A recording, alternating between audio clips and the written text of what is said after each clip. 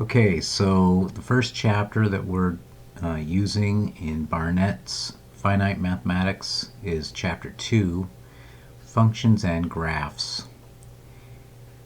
And the first section is the section on functions, which, as we will see in the latter part of this section, there are a lot of applications to business having to do with our applications of the concept of functions. But in this first objective, the first objective is that the student will be able to do point-by-point plotting of equations in two variables. And then we'll have the other objectives in subsequent videos. The student will be able to give and apply the definition of a function.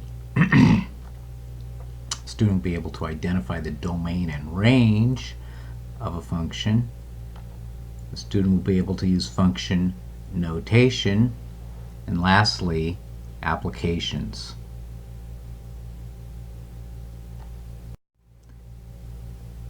But our objective here is the student will be able to do point-by-point plotting of equations in two variables. To sketch the graph of an equation in x and y,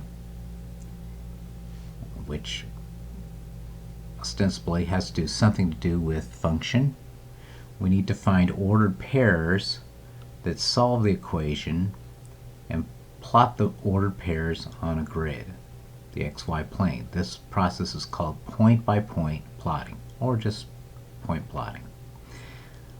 Example, here's an equation, y equals x squared minus 2. And so we're going to make a table of ordered pairs that satisfy the equation, ordered pairs of numbers x, y that make the equation true. And here's a bunch of ordered pairs. So you take the -3, you throw it into here for x, and you come out with this expression, the square of -3 plus 2, which is 9 plus 2, which are 11. Wait a second, the sign is wrong. Okay, let's make it plus, just to make our table correct.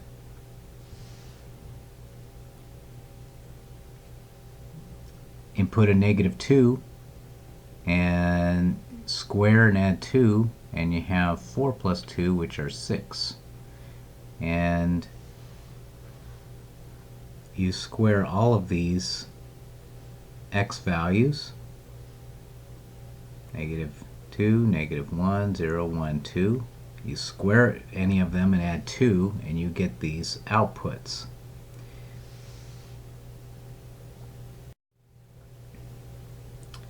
Well, then we've got ordered pairs, don't we? We've got an ordered pair, -3, 11.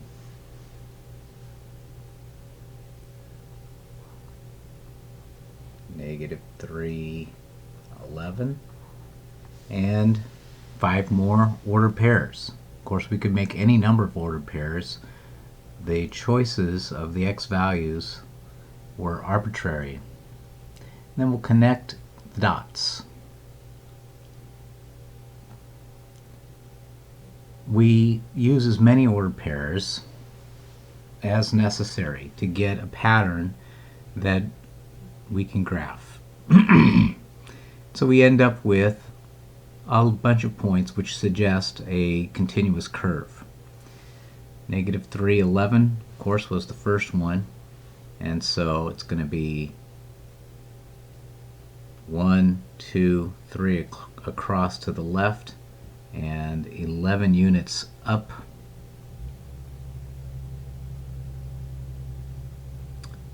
To get a point on the graph.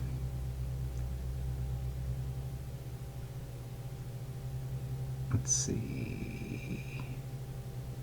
Looks like the vertical tick marks are 4, 5, oh, I guess it's a 6, 8, 10, 11. Okay. So there's the point, -3, 11. You know how to plot points. You can plot any number of them, connect them with a smooth curve, and you have a graph. And that will get it done for the first objective of section 2.1. In the next video, we'll talk about definition of a function.